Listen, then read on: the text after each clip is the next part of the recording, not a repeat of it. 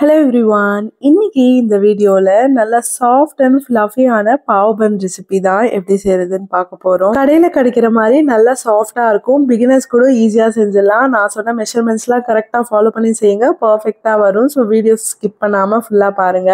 First ட்ரையான பவுல்ல room டெம்பரேச்சர்ல இருக்கிற 2 முட்டையை சேர்த்துட்டு இதோட 2 டேபிள் ஸ்பூன் அளவுக்கு சர்க்கரை சேர்த்துக்கோங்க. கிராம் மெஷர்மெண்ட் பார்த்தீங்கன்னா ஒரு 40 கிராம் இருக்கும்.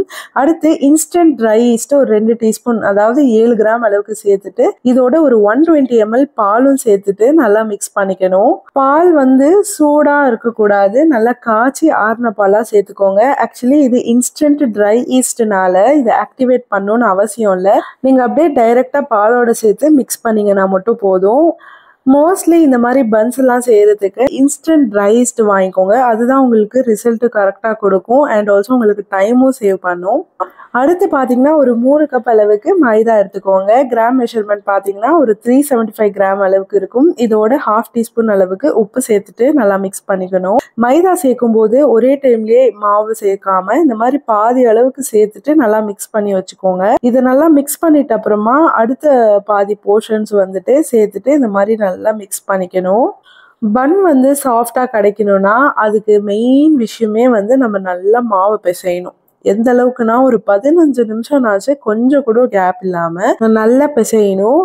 ஸோ உங்களுக்கு கையில பிசைறதுக்கு கஷ்டமா இருக்குதுன்னா நீங்க பீட்டர் கூட யூஸ் பண்ணலாம். பீட்டர்ல வந்து டோ ஹூக்னு ஒன்று கொடுப்பாங்க. ஸோ அந்த டோ ஹூக்கு போட்டுட்டு நீங்க நல்லா நீட் பண்ணலாம். அதுவுமே ஒரு 15 மினிட்ஸ் அளவுக்கு நீங்க அப்பப்போ கேப் விட்டு நீங்க நீட் பண்ணிக்கணும். ஏன்னா ஹீட் ஆயிடும் பீட்டர். ஸோ அதனாலதான் ஓரளவுக்கு சாஃப்டா பிசைஞ்ச அப்புறமா 3 டேபிள் ஸ்பூன் அளவுக்கு நல்ல சாஃப்டான பட்டர் சேர்த்துக்கோங்க. இது சேர்த்துட்டு நல்லா நீங்க நீட் பண்ணிக்கணும்.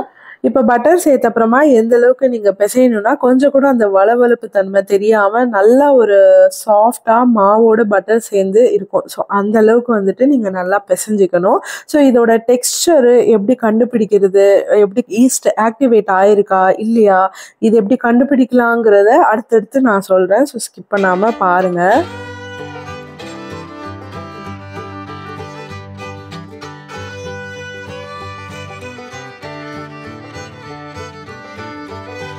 ஸோ இப்போ மாவு பார்த்தீங்கன்னா நல்லா பிசைஞ்சாச்சு. நீங்கள் இந்த மாதிரி பவுலில் சேர்த்து பிசையறதுக்கு உங்களுக்கு கஷ்டமாக இருக்குதுன்னு ஃபீல் பண்ணிங்கன்னா நீங்கள் கவுண்டர் டாப்பில் கூட போட்டு நல்லா பிசைஞ்சிக்கலாம்.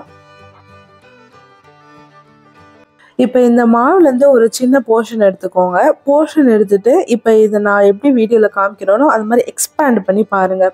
இப்போ எக்ஸ்பேண்ட் பண்ணி பார்க்கும்போது என்ன ஆகும்னா அந்த பக்கம் இருக்கிற லைட்டு இந்த பக்கம் தெரியணும். இதுதான் வந்து விண்டோ பென் டெஸ்டிங்னு சொல்லுவாங்க. ஸோ அப்போ தான் வந்து ஈஸ்ட் நல்லா ஆக்டிவேட் ஆகியிருக்குன்னு அர்த்தம். ஸோ பன்னுமே உங்களுக்கு நல்லா சாஃப்டாக கிடைக்கும். ஸோ இப்போ அதே பவுல்லே பட்டர் நல்லாவே எல்லா பக்கமும் அப்ளை பண்ணிவிட்டு பிசைஞ்சு வச்ச மாவை வந்து ப்ளேஸ் பண்ணிக்கோங்க. பட்டர் வந்து அப்ளை பண்ணும்போது ஃபுல் பவுலுக்குமே அப்ளை பண்ணிக்கோங்க. அப்போ தான் வந்து ப்ரூஃபிங் ஆனப்புறமா நீங்கள் டோ எடுக்கும்போது ஈஸியாக எடுக்கலாம், ஒட்டாமல் வரும். இப்போ இதை கிளிங் ரேப் போட்டு டைட்டாக கவர் பண்ணிக்கோங்க. துணியெலாம் போட தேவையில்லை. இந்த மாதிரி கிளிங் ரேப்பை போட்டு நீங்கள் பண்ணும்போது கொஞ்சம் கூட ஏர் உள்ளே போகாமல் நல்லா ப்ரூஃப் ஆகி வரும். ஸோ இது ஒரு 1 hour அப்படியே விட்டுருங்க, நல்லா ப்ரூஃப் ஆகி கிடைக்கும். ஸோ 1 hour ஆயிடுச்சு. பார்த்தீங்கன்னா நல்லா ப்ரூஃப் ஆகியிருக்கு. ஸோ இது பார்த்து ரிமூவ் பண்ணிக்கோங்க. லைட்டாக கிளிங் ரேப்பில் மாவு ஒட்டிச்சு. ஆக்சுவலி பார்த்தீங்கன்னா மாவுக்கு மேலே பட்டர் நான் அப்ளை பண்ணியிருக்கணும். ஸோ அப்ளை பண்ண மறந்துட்டேன், அதனால ஒட்டிச்சு. நீங்களும் அந்த மிஸ்டேக் பண்ணாதீங்க. இப்போ இதில் கிரேசியஸ்ட் பார்ட் என்ன தெரியுமா, அந்த மாதிரி பஞ்ச் பண்ணுறது தான். ஸோ டோவை நல்லா பஞ்ச் பண்ணிவிட்டு நல்லா ஒரு 5 நிமிஷத்துக்கு நீட் பண்ணிக்கோங்க. இப்போ நல்லா நீட் பண்ண அப்புறமா 9 ஈக்குவல் பீசஸாக கட் பண்ணிக்கோங்க. ஒருவேளை உங்ககிட்ட வெயிட் மெஷின் இருந்துச்சுன்னா நீங்கள் அது கரெக்டாக வெயிட் பார்த்துட்டு 9 ஈக்குவல் பீசஸாக மெஷர் பண்ணிக்கோங்க.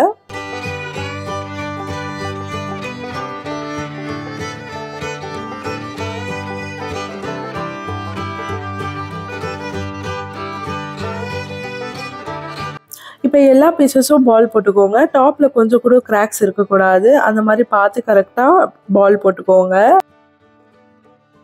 இப்போ 7 inches ஸ்கொயர் டின் எடுத்துக்கோங்க. எல்லா பக்கமும் பட்டர் அப்ளை பண்ணிக்கணும்.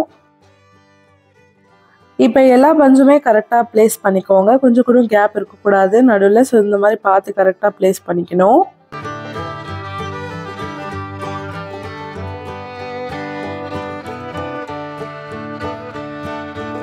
ஸோ இப்போ பன்ஸ்லாம் அரேஞ்ச் பண்ணியாச்சு. ஸோ இதுக்கு மேலே ஒரு துணி போட்டு செகண்ட் ப்ரூஃபிங்காக ஒரு 30 minutes விட்டுருங்க. இப்போ 30 மினிட்ஸ் ஆயிடுச்சு. பன்னுமே நல்லா ப்ரூஃப் ஆகி வந்திருக்கு. இதுக்கு மேலே நீங்கள் மில்க் வாஷ் பண்ணிக்கோங்க. மில்க் வந்து பார்த்தீங்கன்னா ஆல்ரெடி காய்ச்சி ஆறின பாலாக இருக்கணும். ஸோ இந்த மாதிரி மில்க் வாஷ் பண்ணிக்கலாம். ப்ரூஃப் ஆக்கிட்டு இருக்க டைம்லேயே 10 மினிட்ஸ் இருக்கும்போது கரெக்டாக ஓவனை ப்ரீஹீட் பண்ணி வச்சுக்கோங்க. 180 டிகிரி செல்சியஸில் கரெக்டாக ஒரு 10 மினிட்ஸ் ப்ரீஹீட் பண்ணிங்கன்னா போதும்.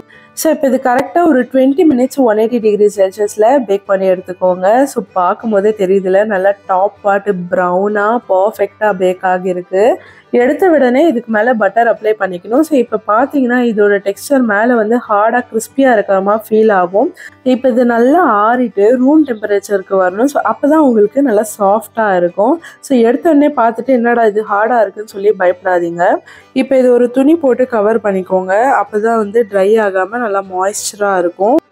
இப்போ பார்த்தீங்கன்னா நல்லா ரூம் டெம்பரேச்சருக்கு வந்துச்சு. இது எப்படி வந்திருக்குன்னு சொல்லி ரிமூவ் பண்ணி பார்க்கலாம்.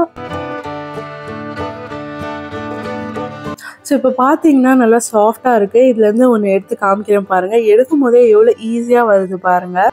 ஸோ இப்போ இதை அழுத்தி பார்க்குறேன் பாருங்கள் எப்படி பவுன்ஸ் பேக் ஆகி வருதுன்னு. ஸோ அப்போ தான் இது சாஃப்டாக இருக்குது, பர்ஃபெக்டாக பேக் ஆகியிருக்குன்னு அர்த்தம். இதோட ஹைட்டுமே பார்த்தீங்கன்னா உங்களுக்கு நல்லாவே ஹைட்டாக கிடச்சிருக்கு. கடையில் ஆக்சுவலி இந்த மாதிரி ஹைட்டில் உங்களுக்கு இருக்காது. நான் சொன்ன மெஷர்மெண்ட் பார்த்தீங்கன்னா அதை விட டபுள் சைஸில் இருக்கிற மாதிரி நல்ல ஒரு ஹைட்டில் இருக்கும். டேஸ்ட்டுமே பர்ஃபெக்டாக இருக்கும். ஸோ இந்த ரெசிபி உங்களுக்கு யூஸ்ஃபுல்லாக இருந்திருக்கும்னு நினைக்கிறேன். இந்த பன் வச்சு நிறைய வெரைட்டிஸ் ஆஃப் ரெசிபி செய்யலாம். ஸோ கண்டிப்பாக இதை ட்ரை பண்ணி பாருங்கள். அப்படியே மறக்காமல் சேனலில் சப்ஸ்கிரைப் பண்ணிக்கோங்க.